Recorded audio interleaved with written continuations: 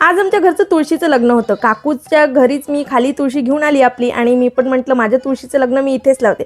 छान आमचे कृष्णदेव सजले होते. आमच्या पप्पू दादांनी खूप सुंदर अशी सजावट केली, ते तुम्हाला दिसूनच राहिली असेल. हे माझी छोटीशी तुळशी जी मी वरतून खाली घेऊन आली. हे पाहुणे मंडळी आमच्या तुळशीच्या लग्नाला आले होते आणि इकडे महिला मंडळ बसले होते आणि आमचे मामा पण आले होते बरं का लग्नाला. आणि सगळेजण मी तसं म्हणल्याबरोबर हसायला लागले. माझं कामच आहे लोकांना हसवणं. त्यानंतर मी काकू लोकांना सांगितलं की माझं यूट्यूब चॅनल आहे, सबस्क्राईब करा, बघा मी किती आहे ना वेगळी. त्यानंतर मग मी पण माझ्या तुळशीची पूजा करून घेतली. यांना म्हटलं माझा पण छोटासा व्हिडिओ काढून घ्या. यांनी काढून घेतला. पप्पू दादांनी छान पूजा करून घेतली, ती काकाने पण पूजा करून घेतली आणि मग सुमेशच्या पप्पांनी पण आरतीचं ताट घेतलं होतं, कारण की आमच्या मंगलाष्ट झाले होते. ते तुम्हाला दाखवू याच्यासाठी शकत नाही, कारण की मधात उभं असल्याच्याने ते काही व्यवस्थित आलेला नाही तो व्हिडिओ. तरी पण त्यानंतर मग आरती वगैरे झाली, प्रसाद वाटून झाला आणि मग गोड शेवळ्यांचा मी तुळशी देवी आपल्या कृष्णदेवाला नैवेद्य करायसाठी खाली गेली आणि त्यांना नैवेद्य केला आणि म्हटलं की प्रत्येकाच्या आयुष्यामध्ये सुख समृद्धी लाभू दे.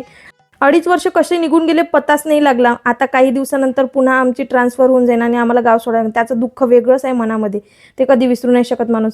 हे आमचे पप्पू दादा सगळ्यात हसमुख आणि प्रत्येक परिस्थितीमध्ये पॉझिटिव्ह राहणारी व्यक्ती. यांच्या पण लाईफमध्ये सगळंच काही पॉझिटिव्ह व्हावं हीच माझी देवाकडे प्रार्थना असते नेहमी.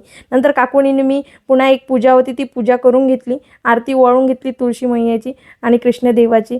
झालं आणि बघा अशी दिसते ती. आणि माझ्यासोबत कांडच झाला बरं का. हे बघा काय झालं, माझी तुळशी फुटली येता येता. काय करणार, माझ्यासोबत असं काऊन होतं देवा, काश मला जोडता आली असती.